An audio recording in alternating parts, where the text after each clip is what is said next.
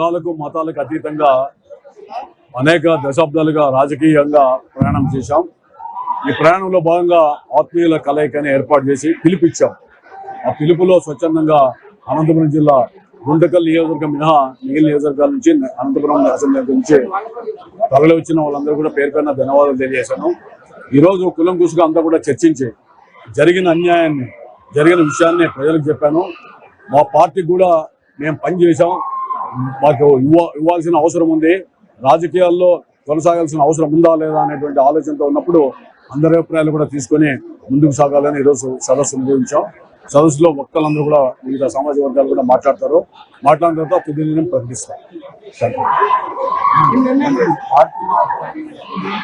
నేను చెప్పాను కదా ఇప్పుడు మా స్పీచ్లో, పార్టీ మారాలంటే ఎప్పుడో మారచ్చు, పార్టీలు మారాలనేటువంటి ఆలోచన నాకు లేదు. ఎందుకంటే నేను పనిచేసింది ఈ పార్టీలో, ఈ పార్టీనే ఇవ్వాల్సిన బాధ్యత మా అధినేత చంద్రబాబు నాయుడు గారికి ఉంది. మేమేం తప్పు ఎక్కడా చేయలేదు. మా ఆస్తులు అన్ని కూడా అమ్ముకొని కష్టాలు నష్టాలకు గురై నిజాయితీగా ఈ నియోజకవర్గంలో నాతో పాటు చాలా మంది నాయకులు కార్యకర్తలు పనిచేశారు. తప్పుడు పనులు చేసి పార్టీ అధికారంలో కూడా 2-5 ఏళ్ళు అనుభవించిన 1-2 వ్యక్తులు తప్ప మిగిలిన వాళ్ళంతా కూడా కష్టాల్లో పార్టీలో ఉన్నారు. అందుకనే మేము ఎట్టి పరిస్థితుల్లో కూడా పార్టీ విధానంలోనే కొనసాగుతున్నాం. పార్టీ పునరాలోచించాలని చెప్పి మేము అభ్యర్థిస్తున్నాం. కార్యకర్తల అభిప్రాయం ప్రకారం నడుచుకుంటామని చెప్పాను. కార్యకర్తలు ఒకవేళ రేపు స్వతంత్ర అభ్యర్థిగా వేయమంటే స్వతంత్ర అభ్యర్థి కూడా పోటీ చేయడానికి సిద్ధంగా ఉన్నటువంటి అభ్యర్థికి నాకు బంధువులు ఎవరంటే ఇక్కడ వేదిక మీద చుట్టూ ఉన్నటువంటి వాళ్ళే నా బంధువులు, కష్టాల్లో నష్టాలు ఉన్న వాళ్ళు.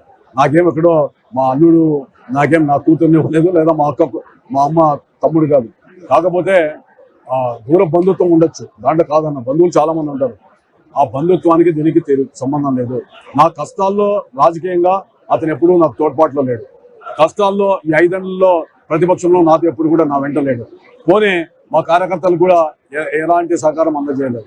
ఆ విధంగా ఉన్న సందర్భంలో కష్టాల్లో నష్టాల్లో ఉన్నవాడే బంధువు, స్నేహితుడు. దాంట్లో లేనప్పుడు సుదీర్ఘమైన నా రాజకీయ చరిత్రలో కూడా ఎక్కడైనా ఫంక్షన్లో కలుస్తారే తప్ప ఎప్పుడు కూడా పార్టీ లైన్లో కానీ మా యొక్క కష్టాల్లో నష్టాల్లో కానీ లేదా ఇతరత విషయాల్లో కానీ ఎక్కడ కూడా సహకారం తీసుకోలేదు, భాగస్వామ్యం లేదు. ఆయన యొక్క పార్టిసిపేషన్ ఎక్కడ లేదు. నేను ఇప్పుడు చెప్పాను, నాకు నిన్నటి వరకు ఇప్పటికి కూడా వేరే పార్టీ నుంచి ఒత్తిళ్లు వచ్చాయి. నీకు ఎంపీ రాజ్యసభతో సహా చాలా పోస్టులు ఇస్తామని చెప్పారు.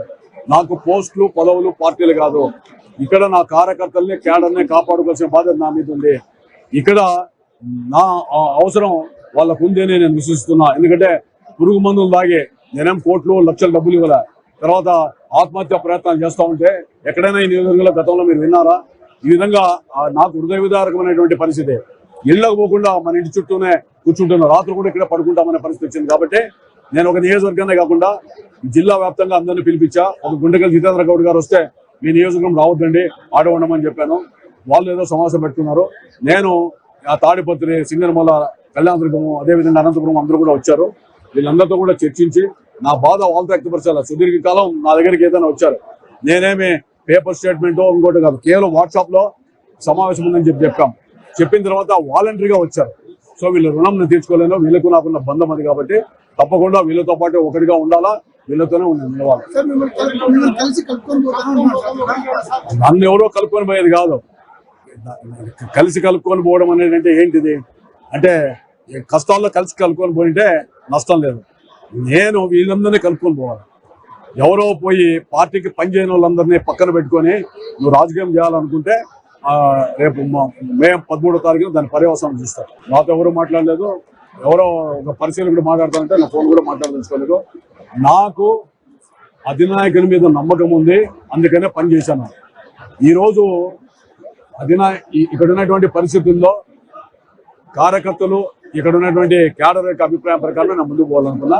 వాళ్ళ అభిప్రాయం, ఎందుకంటే వీళ్ళతో కలిసి జీవిస్తున్నాను నేను. అన్నింటిలోనూ నా పిలుపుకి వచ్చారు. ఈరోజు మీరు ఆలోచించండి, రాజకీయ పార్టీల సభలు పెడితే బలవంతంగా తీసుకురావాలా.